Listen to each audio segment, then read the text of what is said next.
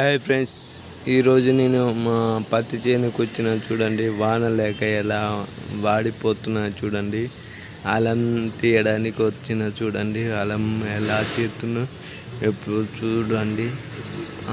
బాగా చేస్తున్నానా బాగా చేస్తలేనా మీరు కామెంట్ రూపంలో తెలియజేయండి. ఇది మా పత్తి చేను. వాన లేక 1 మంత్కి ఎక్కువంది. ఈ పాటికి వానలు ఉంటే మూరెళ్ళు అవుతాయి. మందులు పోసి చాలా బాగుండేది. వాన లేక మొత్తం నేలకు ఉన్నాయి. వానలతోని పంటలు పండాలంటే వానలు కావాలి. కానీ ఎక్కడైనా ఈ సంవత్సరం ఎక్కడ లేవు వర్షాలు.